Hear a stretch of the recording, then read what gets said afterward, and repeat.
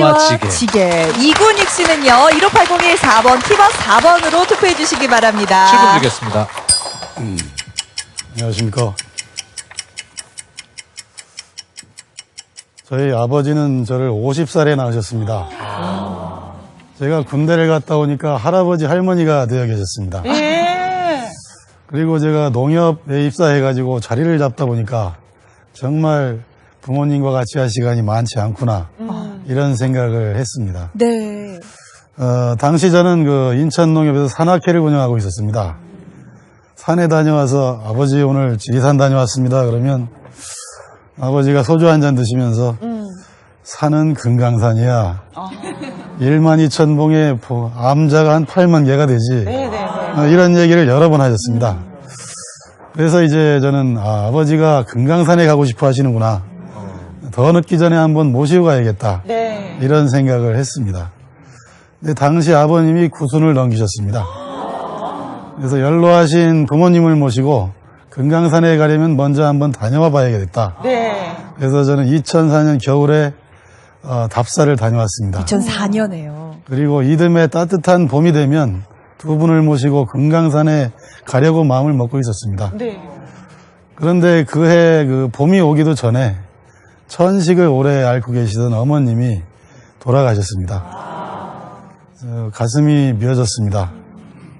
그리고 61년간 해로하신 어머님이 돌아가시니 아버님은 정말 하루 종일 한숨만 쉬시며 상심이 굉장히 크셨습니다. 그리고 구순에도 까맣던 머리카락이 불과 석 달 만에 하얗게 되셨습니다. 더 늦기 전에 아버지를 모시고 금강산에 가야겠다는 생각을 했습니다. 근데 문제는 90이 넘어서 연로하신데 아버님의 다리로 직접 금강산에 오르기는 힘들겠다 이런 생각이 들었습니다. 하지만 아버지의 마지막 소원일 수도 있겠다라는 생각에 방법을 꼭 찾고 싶었습니다. 그러다 문득 어릴 적에 나무를 하던 기억이 났습니다.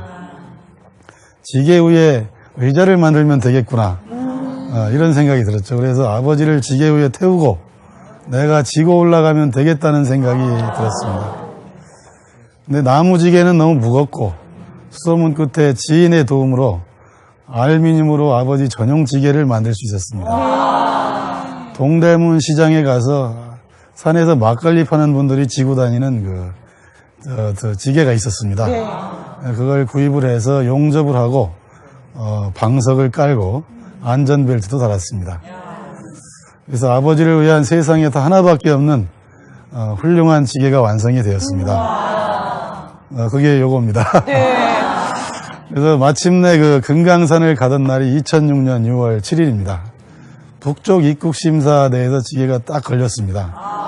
북한 감시원이 다가와가지고 이게 뭡니까 그러더라고요. 그래서 저희 아버님이 저쪽에 계셔서 이제 저분이 우리 아버님인데 여기에 태워서 내가 지고 가려고 합니다. 그랬더니 북한 감시원이 연배가 어떻게 됩니까 그러더라고요. 그래서 올해 92이십니다. 그랬더니 굳었던 그 북한 감시원 얼굴이 웃을 듯 말 듯한 표정으로 통과하시라요. 이래가지고 그 순간에 그 가슴이 찡했습니다. 연로하신 부모님에 대한 마음은 북한 감시원도 저와 같은 마음이었던 겁니다. 그래서 드디어 금강산에 오르는 순간이 왔습니다. 아들이 고생할까봐 절대 안 타지겠다는 아버지를 간곡히 설득을 해서 아버지를 지게에 태웠습니다. 함께 산을 오르시던 분들이 지게에 탄 아버지를 보시고 따뜻하게 응원을 해주셨습니다. 아버지는 지게에 앉으셔서 천하절경 금강산의 경치에 감탄을 연발하시며 정말 즐거워하셨습니다. 저 뒤에 계신 분은 저희 누님이시고요. 사실 정말 그 힘은 들었습니다.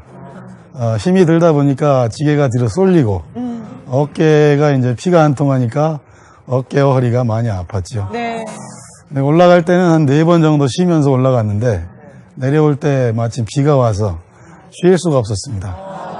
그래서 산에서 내려와 그 온천장을 갔는데 목욕을 하려고 옷을 벗었더니 어깨부터 팔꿈치까지 피멍이 들었는지 까맣게 변해 있었어요.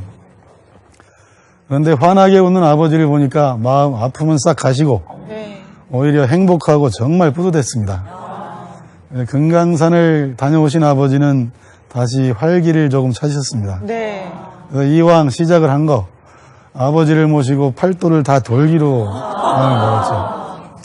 그래서 약 3년 동안 아버지를 지게의자에 모시고 덕유산 정상에서 삼도를 굽어보시게 하고 또 고향의 산 팔봉산에 올라가서 그동안 90여 년 살아오신 삶의 터전을 내려다보실 수 있게 해드렸고요. 네. 그리고 나중에 그 중국의 초청을 받아서 공자의 유적지와 태산을 유람을 했습니다. 아, 대단하십니다. 그 이외에도 그 차량을 이용해서 각 도에 그래도 유명하다고 한 것을 두루두루 유람하셨습니다. 그 과정에서 아버지의 백발이 다시 검어지시는 것을 보며 정말 참으로 뿌듯하게 할 양이 없었습니다. 네. 네, 아직도 가야 할 곳이 너무 많은데 아버지는 아쉽게도 2012년도에 98세를 일기로 어머니 곁으로 떠나셨습니다. 좀 더 일찍 부모님을 모시고 여행을 많이 다녔어야 했는데 하는 생각과 지금도 경치 좋은 곳에 가면 여기도 한번 모시고 왔어야 됐다는 생각에 아쉽고 그립습니다. 지금도 운전을 하다 백미러로 뒷좌석을 보면 아버님이 뒷좌석에 앉아 계실 것만 같습니다. 아버지, 어머니 보고 싶습니다. 그리고 정말 사랑합니다. 감사합니다. 이동욱 씨의 사연이었습니다. 그러니까 아버님을 8년을 모시고 전국은 물론이고 중국까지 다녀오신 거 아니에요? 평지도 아니고 대단하십니다. 산을 말이에요. 그 지게가 옆에 있는 거죠. 아니 근데 네, 이겁니다. 무게가 만만치 않아 보여요. 이 네, 그 지게 이것도 무게만 몇 해도 킬로 나갈 것 같거든요. 몇 킬로 정도 돼요? 글쎄요, 한 12, 13kg 정도 되지 않을까. 12, 3킬로. 그러니까 제가 지금 들어봐도 이 지게 무게만 해도 만만치가 사실 않거든요. 근데 여기 아버님 그때 당시 아버님의 몸무게는 그때 한 43kg 정도 되셨고요. 야, 근데 그래도 그 우리가 60kg 배낭지고 정도 되는. 산 가벼운 산도 너무너무 힘든데 금강산을 그렇게 그러면 직접 무거우니까 당사자께서는 금강산은 구경 못 하셨겠어요. 저는 답사를 가서 미리 다 보았고요. 미리. 쉴 때 또 볼 수 있지 않습니까? 그나저나 금강산이니까 다행이지 아버지가 백두산에 아니, 혹시 백두산 가는 이군익 거 씨라면은 같으면 백두산이라도 모시고 맞아요. 모시고 가셨죠. 그 태산도 가셨다고 했잖아요. 중국의 그 태산. 네, 중국의 태산에 올라가서 당시 그 중국의 그 방송국에서 우리 일행을 에스코트 해가지고 네. 같이 취재를 해서 중국 전역에 방송이 됐었습니다. 그러니까 저희가 사진에서도 잠깐 뵀지만 태산이라면 아버님 그 태산이 높아야 표정이 돼요, 하늘 아래. 참 평안해 보이시고 네. 그 네, 요거는 이제 공자의 사당이 있는 곳에 네. 이제 지금 아버님도 참 하늘에서 흐뭇하게 지켜보실 것 같거든요. 아버님께 한 말씀 드리면서 좀 정리를 해볼까요? 네. 이제 아버님은 이제 어머니를 만나셔서 떠나셨습니다. 그리고 제 가슴 속엔 항상 금강산 지게를 지고 올라갈 때도 지게를 졌을 때 아버지는 제 등에 계셨지만 제 가슴 속엔 어머니가 계셨습니다. 네. 어렸을 때부터 자유롭고 엄하게 교육을 시켜주신 그 마음의 씨앗들이 저로 하여금 이런 행동을 하게 만들어주신 네. 정말 고마우신 어머니이십니다. 네. 감사합니다. 네. 네, 이군익 씨 응원해주십시오. 네, 이군익 씨는요, 1580이 4번, 티버 4번으로 계속